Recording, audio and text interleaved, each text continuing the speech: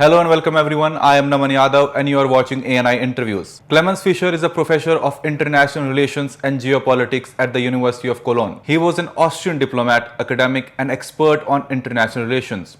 He has played a key role in EU negotiations, authored works on EU treaties and global security. Thank you, Professor. Thank you for having a conversation with ANI. I'll start with the recent attacks that Russia has just mounted on Ukraine. They have launched drones, missiles, they are striking deep into Ukraine. So one wonders, how can peace talks and such attacks go hand in hand? At one time, Putin says that he is looking forward to peace deal or ceasefire. On another hand, he is just attacking Ukraine. So how does one see these two things? Naman, first of all, thank you very much for having me invited to ANI. It is a great pleasure and an honor to share my views with your viewers in India. And India plays a significant role, not only now, but since dozens of years, because India is a big player economically and, of course, in the Indo-Pacific politically. So I'm very glad to share my views. And what you have started with is one of the most tragic things we have seen on the European continent since the end of World War II. This is the Ukraine conflict. And it's raging since 3.5 years, and we don't see an end so far. But what you have already said is Russia, even if they start to talk with Ukraine, Russia does not stop with attacks. On the other hand, this might seem quite cruel and against humanity, but international law does not forbid that. And if you look back in the military history, whenever even peace talks started or talks about the truce or anything else like this, both parties simply didn't stop until they sat at the table and started negotiating. Because a truce is more or less the end of the first part of negotiations. And you're totally correct. We are far away from a real peace deal between Ukraine and Russia. Professor Trump seems to have taken a U-turn in the last 24 or 42 hours. He has said that Ukraine should go on the offensive. And this is exactly the opposite that he used to say. He used to blame the Biden administration to allow Ukraine to attack Russia. But now he seems to be the one who is saying that Ukraine should go on the offensive. So how do you describe the change of the stance of the US president? Well, in Mr. Trump's world, we have to weigh every single word he issues. And he simply said you should be more active to Mr. Zelensky. And currently, Mr. Zelensky, I think, would do everything Mr. Trump tells him, simply to hold Mr. Trump in his camp. And you are absolutely correct, of course, Naman, because Trump was always scolding. Well, one has to say, the biggest scapegoat in Trump history is Mr. Biden. And I do not know what Mr. Trump would do without Mr. Biden, because everything that goes wrong must have the roots within the Biden administration. So what he told Mr. Zelensky is the simple point: be more active. And Mr. Zelensky is interpreting this as having to have more attacks and offensive moves on the battlefield. What I ask myself is, how can Ukraine be active and offensive if they are on the brink of losing their ground on the battlefield, and they must be more defensive? And when we look back to the Kursk incursion of Ukraine last year, my goodness, it was of course a very bold move to do so, but at the end, a big brigade of around 10,000 soldiers simply vanished because there was no chance to sustain that attack. If I would be Mr. Zelensky, and a lot of military experts do give the same advice, you must be, of course, offensive in that way that you simply don't sit in the trenches and wait until the Russians attack. So you must be offensive in a way you don't lose your own defensive position, which is a very delicate balance. But one shouldn't do everything every day, every minute, every second, what Mr. Trump is asking for, because half an hour it could have been changed again. Professor, in your opinion, who is downplaying the peace talks, whether it's Zelensky or Putin? Because Trump seems to have saying that I'm stepping back. As of now, I'm stepping back from the peace talks. Let Zelensky and Putin meet at a place, and then we will have a trilateral meeting.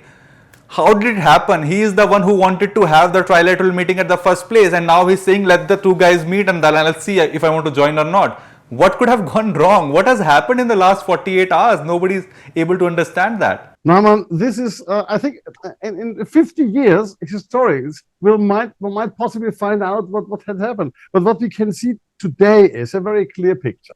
On the one hand, Mr. Trump needs a success, and the success would be that there's a close down of the conflict, because as we all know, and Mr. Trump is very clearly on that, he would like to be the next laureate for the Peace Nobel Prize. So he needs something. On the other hand, Mr. Zelensky, who does need a peace, does know at the same time, if he now wants peace urgently, Russia will simply say, you know what, but then you lose 4 oblasts and you lose Crimea, and then we might talk about it. That means for Zelensky, the dilemma is he, of course, has to save as many lives as possible. And on the other hand, he is bound by the constitution, and his political future is bound to that. He can't give in to Russia's demands to give up territories.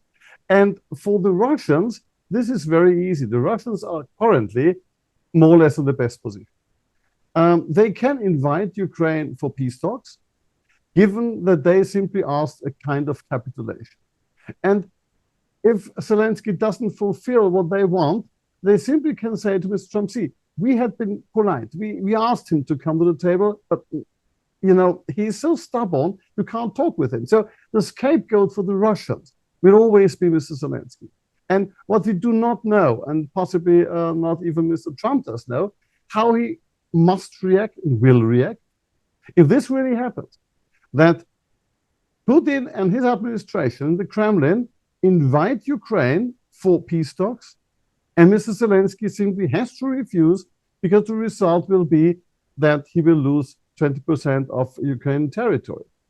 So the next step simply will be to see how Mr. Trump will manage to bring both together at the table and possibly to broker a deal which allows both sides to leave the table without totally losing their face. Professor, let's talk about security guarantees, right? EU and US have agreed to provide security guarantees to Zelensky or Ukraine if he signs the peace deal. But the point is, in 1994, Ukraine gave up its nukes. And yet in 2014, Russia annexed Crimea. So security, how does one see the security guarantees? EU has said that we will provide troops. US has said that we are not going to provide any troops, but air support is there. This undermines the whole purpose of war. Putin said that I do not want any troops, foreign troops on Ukraine ground. If EU is going to provide troops and US is going to give air support, then this undermines the whole purpose of war that Putin has suggested or sold to Russian people. Naman, first of all, thank you very much that you have mentioned the Budapest Memorandum of the 1990s, when Ukraine gave up the nukes to hand them back to Russia, and for that got the so-called territorial integrity guarantee, in particular signed by the British and by the French and the US. So your viewers can be very proud that India must remind us from what we already don't want to talk about. Because the Budapest Memorandum is exactly what you now quote for a danger within the security guarantees.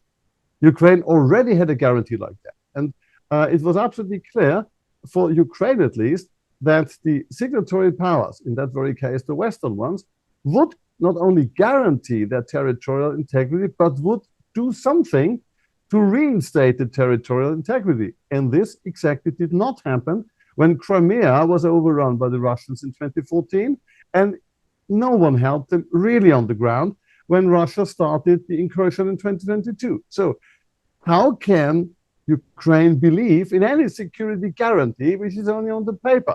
So Zelensky, of course, says we do need a robust guarantee, which does mean, of course, army troops on the ground, and simply not at home in their barracks waiting until the Russians would possibly again breach a guarantee. Now, the Russians say they do not allow any European troops on Ukrainian soil. But this is negotiation. The Russians, of course, will say we don't allow that because they want to Ukraine to pay off for that. So this is part of the negotiations, and I wouldn't give a 100% guess because this is looking in the glass bowl of the future, which we can't do. But so far, we have seen that Russia starts with a 150% demand and then goes back to a 100% demand. Look, no one thought for 3.5 years that Mr. Putin would travel to America on US soil to discuss anything with the US-American president. So Mr. Trump at least brought kind of movement in the whole process. So what can we do? First of all, the Europeans in particular cannot wait until the truce or a peace treaty is signed. If Europeans want to fulfill all their promises from Monday evening in Washington, they would have to start yesterday to start planning for those troops, to look for the soldiers where they find them, and even the options. So and then I will stop again because I don't want to lecture without your questions. But give me one sentence more. For this reassurance troop, we have more or less 3 options. One option is that these troops do not go into Ukrainian territory, but they stay on the Polish-Ukrainian border, which is called Operation Porcupine. So the pig is standing on Polish soil, and the trucks are going within Ukraine. You see the rockets, the artillery. So this is the Porcupine. But it's the second best choice, of course, because they are not on Ukrainian soil. The next option is they go to Ukrainian soil, kind of observer troop. I think the Russians would, of course, immediately allow any observer troop because observing a Russian attack, they don't care. So the third option would be a robust, real army troop standing in Ukrainian soil behind the Ukrainian lines, and not only to observe them, but to be in a robust option to go in for battle if the Ukrainians are attacked, to go in there. But you see, we talk about between 50,000 and 150,000 soldiers, and you can't plan it within a day. You have to start now. Professor, let's zoom out a bit and talk about tariffs. In your opinion, who is fueling the Russian war machine? Is it EU, US, China, and India? Because US has taken a stance against India and accused New Delhi of fueling the war machine, despite the fact that China still has the largest crude barrel import from Russia. EU is also buying gas and mineral oils. US is also buying mineral oil and gas. But US seems to have accused only India in fueling the Russian war machine. How do you see this? I'd rather say that's a charade war, because it's always a good excuse if you have someone who is walking on your territory, which you would like to have for you alone, to accuse of anything to attack this country. And of course, India is a huge challenge. I wouldn't say in that way an aggressive challenge. Don't misunderstand me. India is one of the rising powers in economic affairs. And when we look at the G7 countries, frankly spoken, possibly some should have been exchanged against, for example, China and India, or one should have taken India and China within this group, because when we talk about the real industrialized powers, the economic powers, because it's a question of how we define that, then these 2 big countries should have a place at the table. So you are a member of G20, but as a matter of fact, it's not a question of being industrialized, but of having an economic power. And of course, as Mr. Trump, and this is something one has to admit, the Trump administration was very smart from the very beginning. They knew their challenge does not lie in Europe. Their challenge lies in the Indo-Pacific area, because China and India are the biggest economic challenges for the US. Not so much militarily, because for India, for example, there's no reason so far to even think about being India a military challenge for the US or for other countries there. Whereas China, as you have already mentioned, is of course a challenge in a lot of ways. So India is, at least the Europeans do say so, is buying Russian crude oil and is selling it, which would be against the sanctions, but still the Europeans buy it, obviously. So the question is always who is fueling the Russian money boxes at home in the Kremlin. But the Europeans must be very cautious to put their finger against other countries, because even last year we sent more money to Russia buying their LNG than supporting Ukraine. So it is always good to have the moral high ground and tell the others where they are. And at the end of the day, it's a very, how should I say, you're very isolated on the moral high ground when someone finds out that you should be elsewhere. So everybody so far is undermining the sanctions, one has to admit, except the Americans. But on the other hand, imagine what would happen if we couldn't buy cheap oil and cheap gas. The economy would break down. So the Russians are in a very delicate but more or less cozy position in many ways. One can't rule out that they are existing, first of all. Secondly, militarily spoken, they have the momentum on their side. And economically spoken, Russia as such is not an economic power anymore because they have changed the whole industry for war industry. But they still have gas and oil. And industry needs energy. So this is a simple point. And once again, I do understand that India is not amused about all the attacks, politically spoken, against India, because there are others who could want to attack even more. Professor, what do you think that New Delhi should do against Trump tariffs? Or should do something, should not do something, let the diplomatic channels handle everything? Because China has called Trump a bully.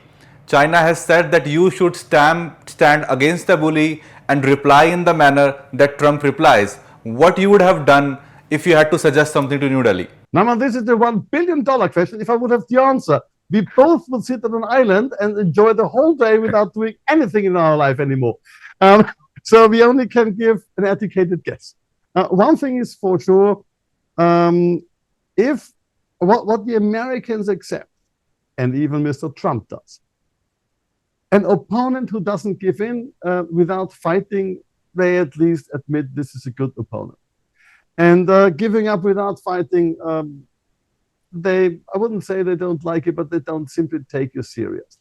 So what I would do is, I would first of all negotiate, and I would look for allies. Because you see, the Europeans, for example, and now we have discussed and debated with Mr. Trump the tariff controversy he caused in Scotland with Mrs. von der Leyen, who, by the way, signed a contract she didn't even know what was in the contract, which was, I think, at least a new way of dealing with Mr. Trump, simply believing what he says. And now we have the tariffs in a kind of good box so we can live with it. India is a very strong country. When you imagine how many consumers your country has. This is not only what you produce, but what you consume. So opening the market for other countries for trade is always a good thing. And look at the map. I don't have to tell you where India is. India is a huge block in the Indo-Pacific area. So you could play the consumer card. This is one thing I would do. And secondly, look for allies, which they already do. Of course, India had the reputation of being a cheap producing country, which is done meanwhile. Look at Ani Cell. Ani, for example, is a huge network. What you are doing is, are you still with me? Yes. Okay. I can hear you. We had some troubles with the app. You have a huge resource of enormously good people working in IT. Rely upon. So India isn't weak. India has to show the stance they have, and India has to show strength. I do think really when one sits together with the Americans, one shouldn't provoke them, but one has to show them we are not a victim. and we have allies. When it comes to China, it is always a question: how far do you give in to China's support? Because taking China's support doesn't always mean that you're afterwards free. Look at the Belt and Road Initiative. This is, of course, a chain and a means for China to gain political influence, which is, as long as one stands with the own ideas, and one still has a kind of, how should I say, independence, everything is fine. To be a partner of something is good, but not to be a part of something. And as far as I've seen in the last couple of years and decades, India has developed a very proud stance in the world. And I think you simply should follow that track, and then your people will see that you're not a victim anymore. And then, as an Austrian coming from a very small and medium-sized country, I don't talk about colonial times. But when you do see what India has gained since the independence, India has a place in the world. India is an independent country, and India is still the biggest democracy on earth. And by the way, how you manage elections is always for me a miracle, because when I look in Europe, in small countries, they don't even know after 5 days who has won the elections, and you go through with that. So I think India simply shall go on a proud way, not confronting others, but showing what you can and living from exactly that point that you can deliver and you're not a challenge. Professor, my last question to you is, there are 4 different players right now: EU, US, Zelensky, and EU, US, Russia, and Ukraine. Will Trump be able to broker a peace deal between Putin and Zelensky, or it is way more complicated than he thought when he swore oath to the office? I remember he used to say that I would end the war within 24 hours. You see me, the moment I step into the White House, the war would be ending soon. But it's been more than 6 months and the war is not ending, and nobody knows when it would end. So what is your suggestion? Will Trump be able to find a solution to the Russia-Ukraine war? First of all, Nama, you will get the honorary citizenship of the Europeans to call them a big player, which you always want. But frankly spoken, the Europeans don't play a very significant part in this war, because if the Europeans would have wanted, they should have done something earlier. To your question about Mr. Trump, I think we should be quite hesitant to dump him on that point, because Mr. Trump has done something which no one has reached before. He brought Mr. Putin to the table. Thank you, Professor. Thank you for having a conversation with ANI. It was really nice speaking to you. Thank you very much, and to your viewers, it was really a pleasure, because the Europeans. I'm teaching international relations and geopolitics, and I'm very frequent in Asia. Sometimes it would be very good if you would have a more open eye to your subcontinent and continent. We would understand a bit more on the world, how it's going. Thank you very much for the invitation, and possibly until soon, Naman. Thank you. Thank you, Professor.